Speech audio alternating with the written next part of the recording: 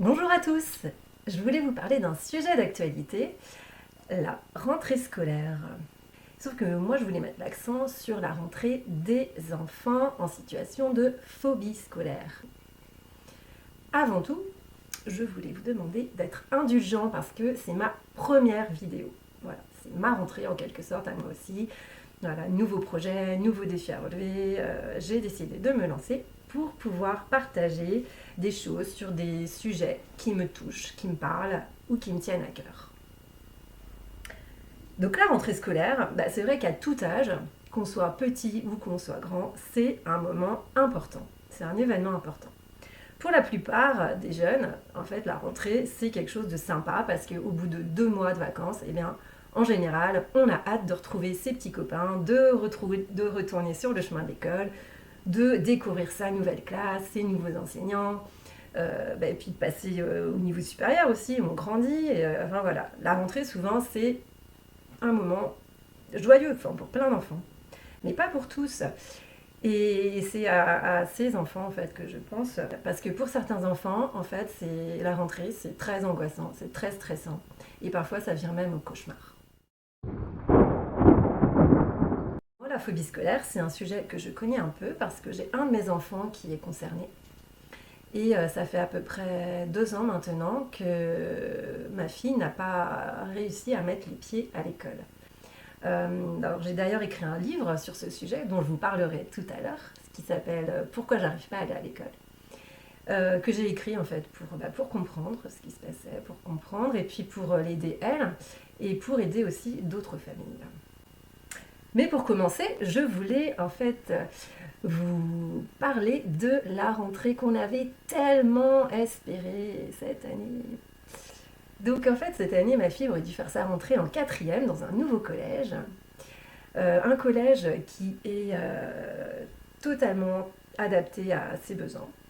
Donc c'est un petit établissement, donc c'est un collège-lycée qui est situé à Nantes, qui accueille environ 200 élèves, donc de la sixième à la terminale, donc petits effectifs, bienveillance, et puis des professeurs qui sont formés en fait à l'accueil des enfants en phobie scolaire et ou des enfants avec un profil cognitif dit atypique, donc dyslexique, dyscalculique, dysorthographique et autres dys.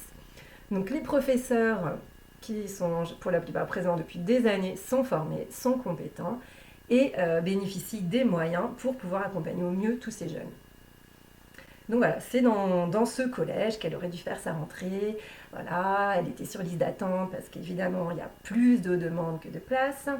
Elle a été admise fin juin, donc on était ravis. Voilà, on pensait que c'était un nouveau départ, que la page allait être tournée. Et voilà, et ça, c'est pas passé comme ça. Donc forcément, moi, évidemment, le jour même, après avoir encaissé le coup, parce que je pense que les familles qui vivent cette situation savent de quoi je parle. Et j'appelle le collège pour les informer que ma fille ne viendrait pas. Le lendemain, la situation étant identique, je les appelle de nouveau. Et puis là, j'ai pris des nouvelles en fait pour savoir comment s'était passé leur rentrée à eux. Donc voilà, le directeur adjoint, en fait, après m'avoir gentiment assuré qu'ils avaient hâte de la rencontrer, m'a raconté que cette année, ils accueillaient 12 nouveaux élèves phobiques scolaires, que pour certains, le niveau d'anxiété était tel qu'ils avaient prévu de les faire rester en classe 1 heure et que, en fait, ces élèves ont réussi à tenir la matinée. Donc ce qui peut paraître pas grand-chose, mais en fait ce sont des petits exploits et qu'ils accomplissent quotidiennement. Voilà, il m'expliquait aussi que pour cette rentrée, il s'était entouré de 6 infirmières, au cas où, pour pallier un besoin éventuel. Qu'au final, ça s'était pas révélé utile, mais c'était en tout cas ce qu'ils avaient prévu. Alors moi, je me suis réjouie et je me réjouis parce que je pense à la joie de ces enfants qui ont réussi à faire ce pas, à avancer, à franchir, voilà, à dépasser ce blocage et c'est énorme. Je pense aussi à la joie de leurs parents, à la satisfaction et à la fierté qu'ils doivent avoir retirée de cette rentrée. Mais je peux pas m'empêcher aussi, en fait, j'ai pas pu m'empêcher de m'interroger. Et donc là, en fait, ma question c'est pourquoi, comment on a pu en arriver là? Aujourd'hui, comment, en fait, on a pu arriver à créer un système où les enfants se rendent malades à l'idée d'aller à l'école? Comment et puis pourquoi? Alors, j'ai pas la réponse, tout simplement parce que c'est une question complexe qui n'appelle pas une réponse, mais plusieurs éléments de réponse. En revanche, j'ai une conviction, c'est que nous, en tant que citoyens qui contribuons à créer cette société dans laquelle nous vivons, nous avons notre part de responsabilité. Une société où on estime que les enfants en phobie scolaire représentent entre 1 à 2% des enfants d'âge scolaire. Donc ils sont environ 12 millions à se rendre à l'école, au collège ou au lycée en France. Eh bien, je vous laisse faire le calcul. Ça fait pas mal, je pense que c'est quand même pas mal du tout. D'autant plus, par ailleurs, que la France, c'est le premier pays européen avec le taux d'enfants concernés par la phobie scolaire le plus élevé au monde, derrière le Japon et la Corée. Alors moi, tout ça, tous ces éléments, toutes ces données, tout ça, moi, ça m'interroge, ça m'interpelle et je me demande mais comment et pourquoi?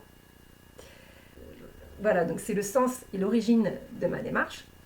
En réalisant ce livre, j'ai voulu comprendre, j'ai voulu obtenir des éléments, des éclairages, et c'est ce que j'ai réussi à obtenir d'ailleurs en allant rencontrer des professionnels, des thérapeutes, des professionnels de l'éducation, l'association Phobie scolaire aussi, qui apporte son témoignage, et puis une chercheuse, Laëlia Benoît, qui est à l'origine de la première étude sur la phobie scolaire en France. Donc ce sont tous ces éléments, tous ces témoignages que j'ai réunis dans mon livre, et auxquels j'ai ajouté aussi le témoignage de familles qui ont vécu la phobie scolaire d'un enfant, ainsi que mon témoignage à moi, mon témoignage de maman concernée par la phobie scolaire de son enfant.